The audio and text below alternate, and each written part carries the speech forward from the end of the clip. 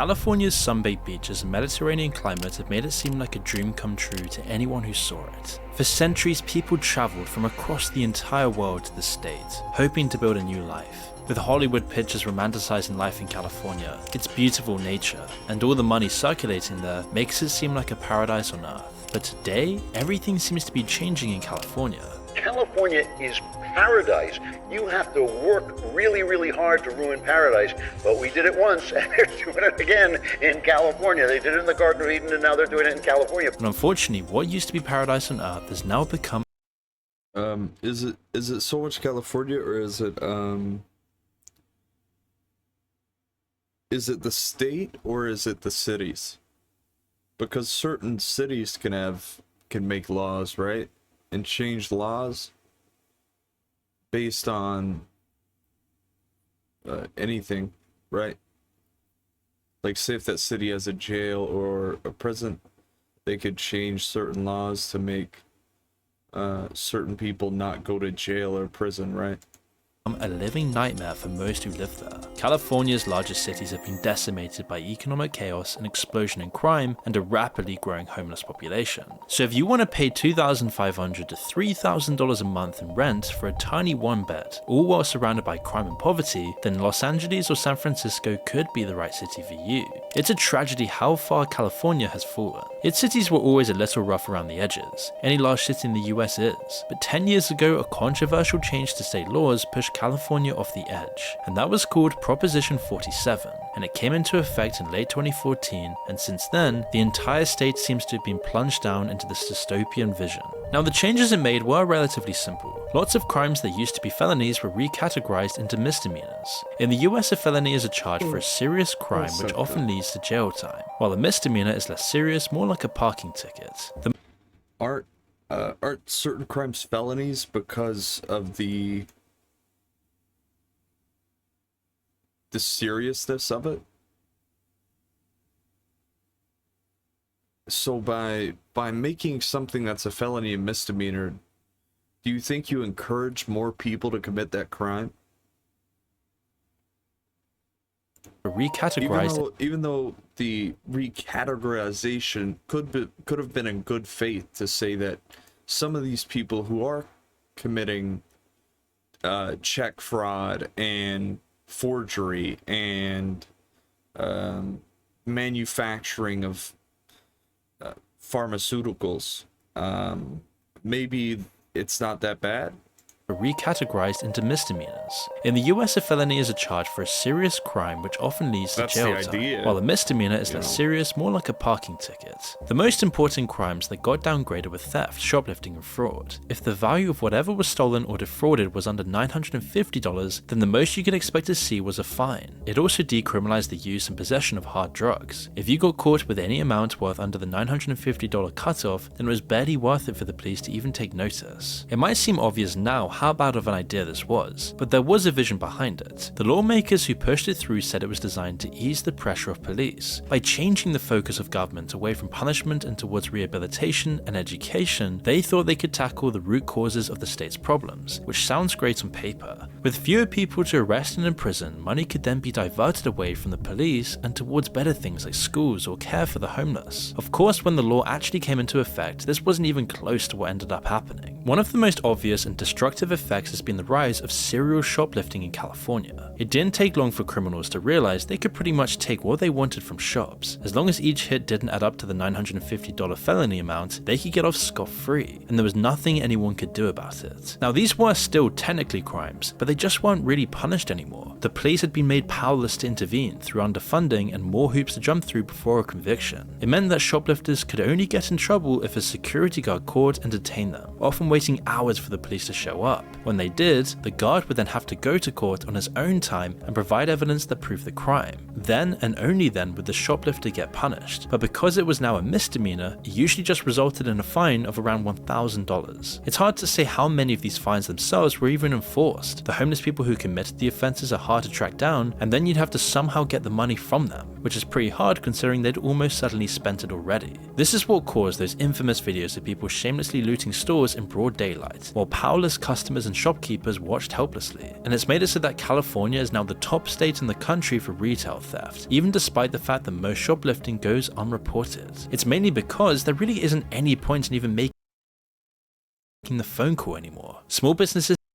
Why would you even have your store here? Like, even if you are a huge name brand store, whatever, Walmart, anything, why would you even have it here? If the people in this state are allowing,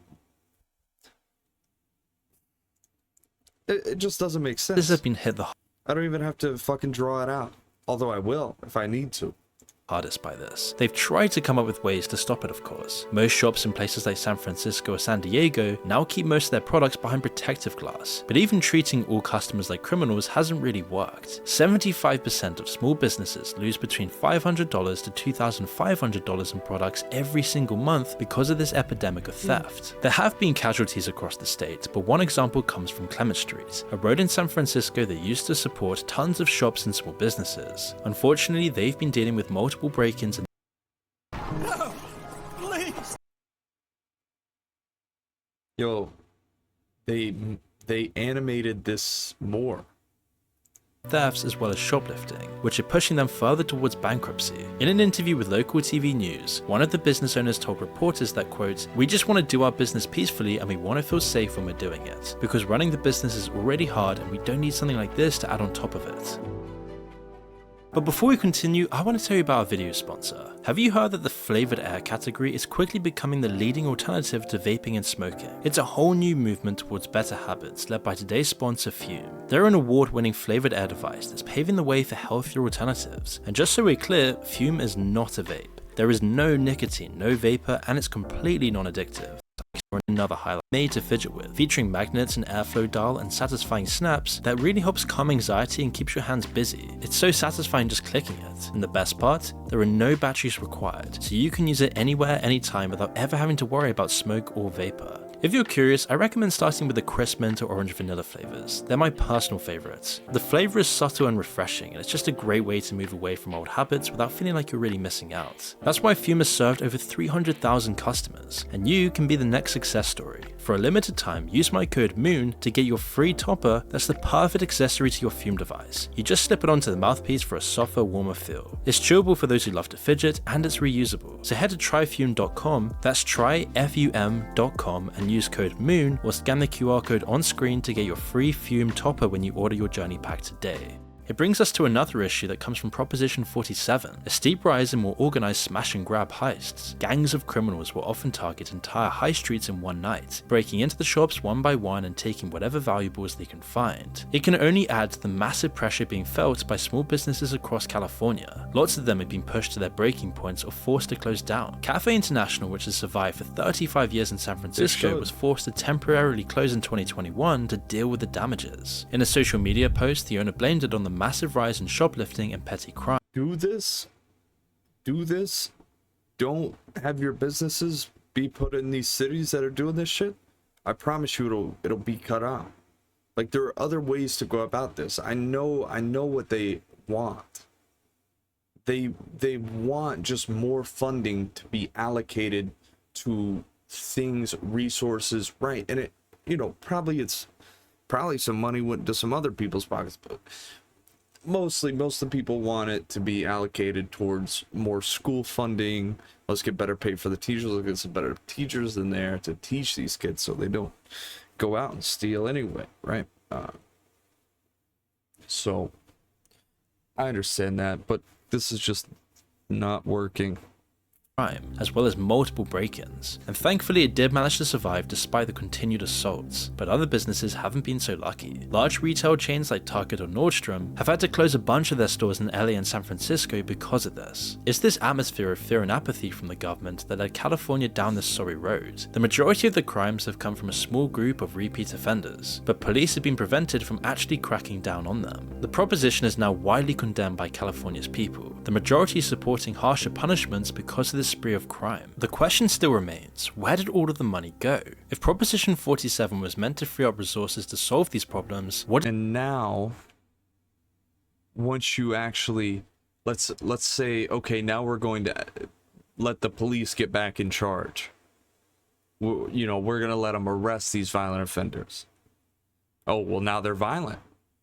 Now they're violent offenders, right? You know what I mean? Oh, well, now the police, after not doing anything for several, whatever, how many years, what, 2014, something when it was passed, now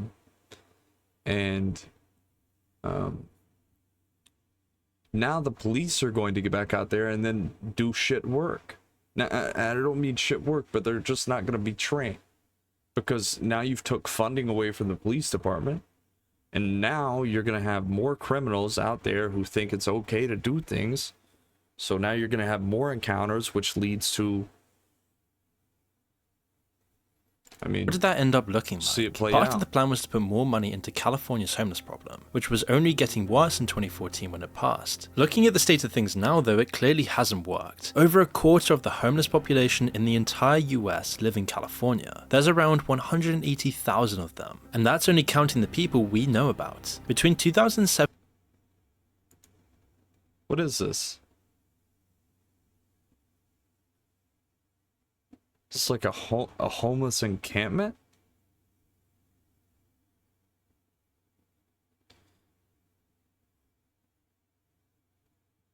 Just go to Antarctica. Just go to Alaska. Just go to not Antarctica. Just go to somewhere else.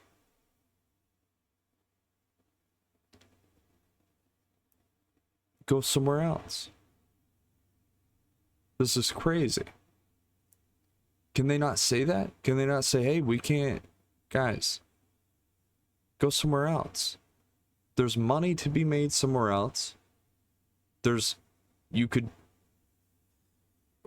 Aren't there like places in Wyoming, or dude, you could set up a tent in Wyoming. No one would even know you're there, brother. No one would even know. Like, you could have a whole fucking city. You could have a whole homeless city in Wyoming. No one would know for years.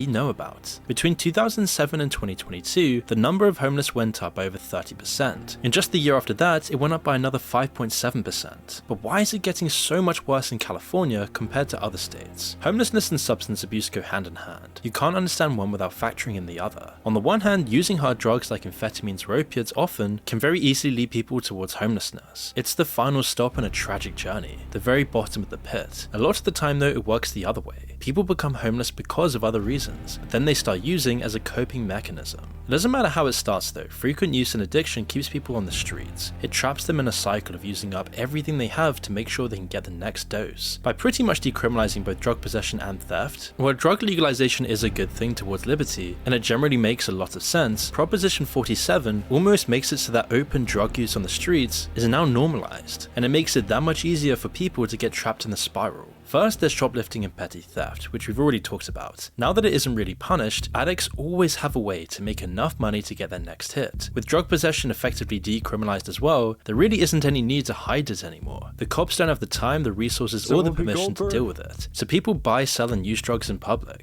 Far from trying to stop this, Proposition 47 has actively encouraged it. A large part of the money that is freed up went towards harm reduction for addicts, and they're generally well-intentioned programs. Giving addicts access to free healthcare can only be a benefit. But they also offer other services, like giving people access to clean needles, and even in San Francisco. Yeah, let's have people, yeah, clean needles, that's great. You know, that's cool, but... apparently alcohol? Now if they're using clean and sterile equipment, then addicts are less likely to get bloodborne diseases, which is a good thing, and it might have helped if that were the... I don't believe that you should be enabling someone's addiction. I was trying to let him finish whatever point he was... the thing, but I don't think you should enable any of these people's addiction, and I don't think that people who are working jobs should have to should have some of their tax money allocated towards helping these people do drugs.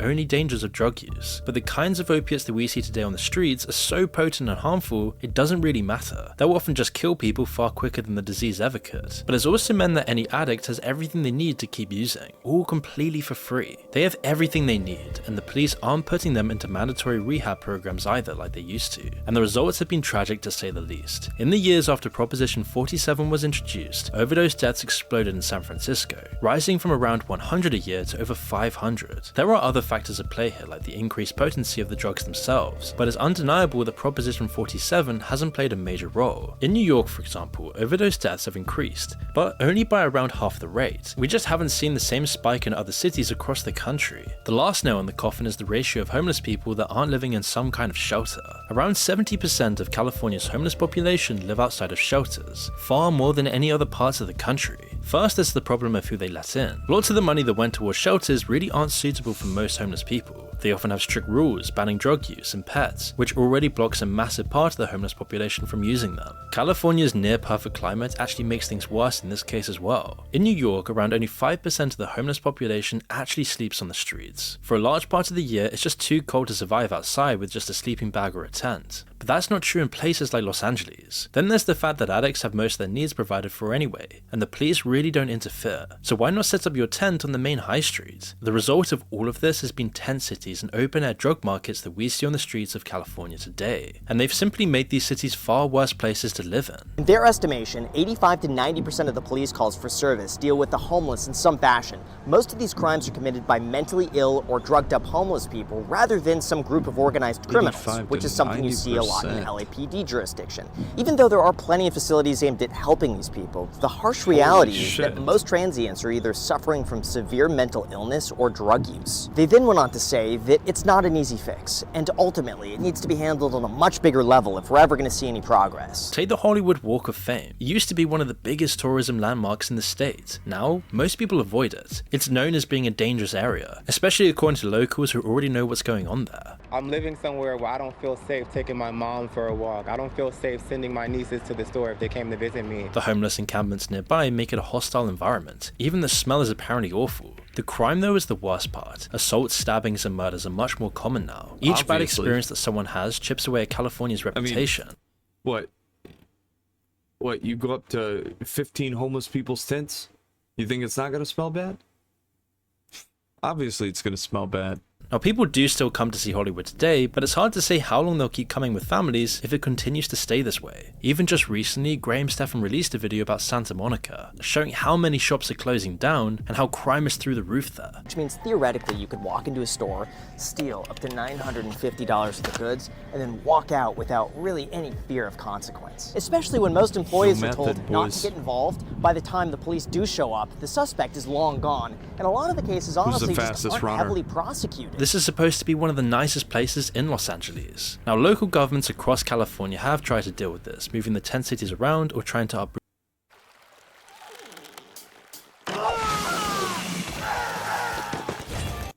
them entirely. But many of these initiatives have failed, like in San Francisco. Now, San Diego is often pointed to as a better example, but it's not really all it seems. Recently, they passed laws allowing the police to actually deal with the tent cities and move homeless people off the main roads, which has gotten them away from the schools and the main streets, but it hasn't solved the problem at all. They're still there, just in different places like under bridges or next to the highways. It's definitely not a long-term solution. In fact, it mirrors the early stages of what could become a much larger problem. Brazil and its largest cities are home to absolutely massive slums called favelas. They also began as the equivalent of tent cities, large amounts of people living packed together in impoverished homes. As they grew into permanent shanty towns, the crime and the poverty only got worse. The environment creates gang culture and chaos. Today, pictures of the favelas contrasted with the upper-class mansions on the other side of the hill are known around the world, and favelas are seen as one of the most dangerous places in the world. This is potentially a future that's unfolding right now in California, as you've got million-dollar apartments completely surrounded by desperate people without a penny to their name. And the results are clear to see. Entire communities are now crumbling under the pressure.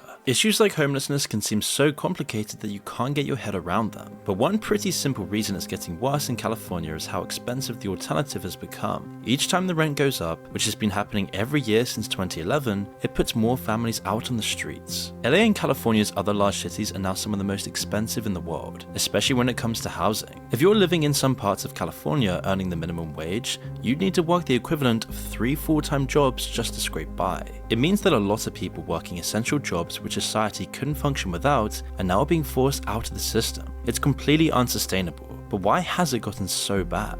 Well, a massive part of the problem is that there simply isn't enough homes being built. California is the most regulated state in the USA. Their code of regulations, the book containing all the administrative rules, is over 21 million words long. It means their regulations are around 3 times stricter compared to the average state. And so building anything here is way more expensive than it should be. The fees, the permits, and the fines if you make any mistakes can lead to building a home or a block of flats cost 18% more than it should. And then there are the delays, and it can take years of waiting and therefore years of legal fees to get through all of the red tape.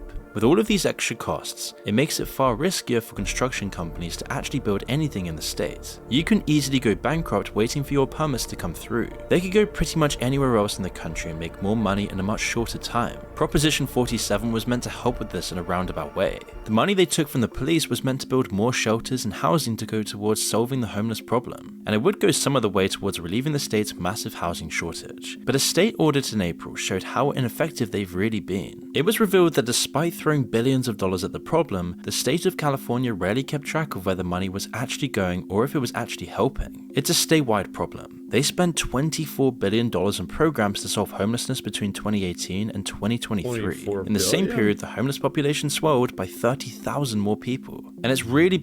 Listen, you give me $24 billion and you say you got a problem? Pfft. Believe you me, and I'm not saying a single anything, believe you me, that problem's gonna be gone. You're never gonna hear about that problem again. It's gonna be long. $34 billion is a lot of money. I feel like you could do a lot with it. Bad on just an individual city level as well. San Diego spent over $2 billion on homelessness programs between 2015 and 2022. It's really confusing how they could spend so much money while the problem still gets worse. But it makes a lot more sense when you look at what they've actually been buying with that taxpayer money. Recently, Santa Monica officials gave the go-ahead for building a set of basic apartments to house homeless people in. You might think that it's a step in the right direction. It's better than them living on the streets at least. But the twist is that each of these units will cost over $1 million to make. An insane amount for basic homes, especially considering the city already owned the land itself. Contracts like these are probably the only reason any Wait, every unit or every, like, affordable apartments? Santa Monica to build 122 affordable apartments for $1 million each? What do you mean? All of this cost $1 million? Nuh-uh. Maybe the whole thing as a whole. $1 billion? $1 billion? Is that what that said? Hold on. Officials gave the go-ahead for building a set of basic apartments to house homeless people in. You might think that it's a step in the right direction. It's better than them living on the streets at least. But the twist is that each of these units will cost over $1 million to make. An insane amount for basic homes, especially considering the city already owned the land itself. Contracts like these are probably the only reason any construction company stays in California anymore. It all stinks of corruption. Billions of dollars have disappeared, the state doesn't even write down where it all went, and they've been putting scams like this for years. See, it's not going to fix it. They're bankrupt. This state is bankrupt because they're incompetent. They're not going to become competent if you give them more money. You know, it's just they've managed the money that they got very poorly. They already have high taxes. There's a 13.5% state income tax here in California. And the place is still fucked up. In 2022, the city of LA spent over $50 million on buying a 50-story luxury apartment building to move homeless people into. It already seems like an awful decision to begin with, but over 2 years later and they still haven't filled even a single one of those apartments. There's no way the best solution for homelessness was to buy luxury apartments at crazy prices and then not even use them. They haven't even bothered to hide how corrupt it all seems. This all amounts to millions and millions of taxpayer money that went out of the city's budget and into someone else's pockets. It should hopefully be clear now that California's idiotic laws are only the tip of the iceberg. They enable the corruption that's keeping California cities incredibly expensive, while also full of homelessness and crime. It's why the recently announced plans to scrap the Proposition 47 are a little too late. It's taken years and years for people's voices to finally get heard, and now the damage has already been done. Even now though, with so much overwhelming evidence of its failures, Gavin Newsom and other Democratic lawmakers are dead set on keeping Proposition 47 in place. But eventually people couldn't keep ignoring what's right in front of them, and now there's bipartisan support to get rid of it. There's enough support to get rid of it that reversing the law is now going to be on the ballot in the November election. At least that's if Newsom and his cronies can't put a stop to it. First, Newsom tried to get it removed completely, but he had to back down when even his fellow Democrats wouldn't let him. So he's moved on to a different option, delaying and complicating it. Despite his outward support for Proposition 47, he's now been trying to get his own watered-down version of the reform onto the ballot instead. His version wouldn't actually deal with the problems Proposition 47 has created. For example, it would only make selling other drugs laced with fentanyl a major crime, rather than actually dealing with fentanyl itself. Other than that, he's also introduced new laws to combat specific cases of serial theft. Now, it might put an end to the videos of people shoving shop merchandise into garbage bags, but it wouldn't really do much else. Suspiciously close to the upcoming general election, he's also suddenly been making public appearances clearing up homeless camps and passing laws to finally let police move them off the main streets. The common factor is that these are all moves designed to help with appearances while keeping the same moldy status quo. It isn't surprising that people have been leaving California in droves for years now. High prices, rents, crime levels and taxes have taken their toll on the people, and a huge exodus has begun. Over 2021 and 2022, nearly 750,000 people left the state alone, and that's after you offset the people that moved in, with people instead moving to states like Texas or Florida, which offer far lower taxes and much safer cities. It hasn't just been people and families either, but small businesses are getting sick of the massive costs. As a former resident of California, I have to question whether or not these are actually strict enough to make a difference, because let's be real, for this to really go into effect, a shoplifter would first have to get caught, likely on camera with proof. Their items would then need to be counted, most likely across counties, and then the state would have to keep proper records of everything just to be able to prosecute. I mean, why would you pay double the rent and way more taxes just to open a shop next to a homeless encampment? The larger companies that used to call California home are the same. Tesla and Chevron have been moving their factories to Texas. Tons of tech companies like Meta and PayPal have abandoned San Francisco. Businesses leaving California doubled from 2012 to 2019, but over 30 years, the state has experienced a net loss of 17,000 businesses. The study says it's high taxes, heavy regulation, and generally unfriendly business environments. And it's really a terrible shame that this place of amazing natural beauty, rich culture has fallen so far. But today it's clear that the only people welcoming California either have tens of millions of dollars or no money at all. And it's the regular people that are suffering the consequences of this. As they always will. For every bad decision the government makes, the people will suffer.